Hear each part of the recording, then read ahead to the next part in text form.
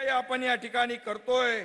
आज आपण जर पाहिलं तर प्रधानमंत्री महोदय सरकार स्थापन झाल्यापासून अनेक वेळा महाराष्ट्रामध्ये आले.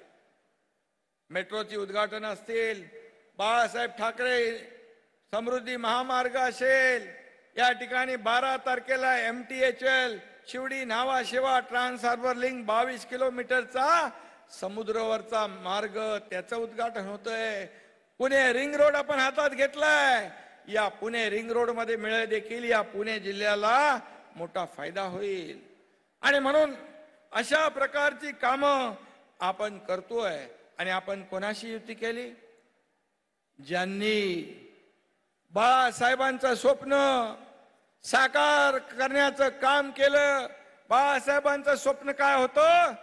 मला एक दिवस देशाचा प्रधानमंत्री बनवा, मी अयोध्येमध्ये राम मंदिर बांधतो, काश्मीर मधलं 370 कलम हटवतो.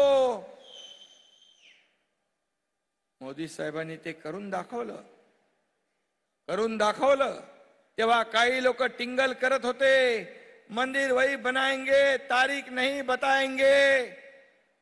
मोदी साहेबांनी मंदिरही बनवलं, तारीखही घोषित केली. आता जे विरोध करणारे लोक तारीख कॅलेंडर मध्ये शोधतायत. आणि म्हणून अशा प्रकारचं नकारात्मक काम गेले 2.5 वर्ष आपल्या सरकारच्या अगोदर या राज्यामध्ये सुरू होतं.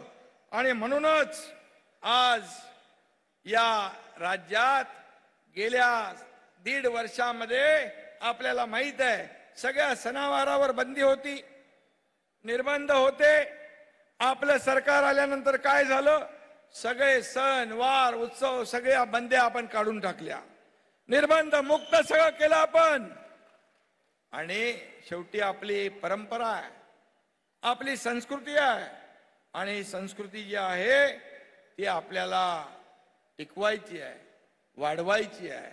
आणि म्हणून आपल्याला मी या ठिकाणी सांगायला आलोय की सरकारने आता लोकसभा मिशन 48 आपला आहे. मोदी साहेब ते आपण पाहिलेले आहेत. मी एवढंच सांगतो, प्रधानमंत्री म्हणून मोदीजी ज्यांनी या देशासाठी जे केलेलं आहे, समर्पित जीवन त्यांनी केलेलं आहे.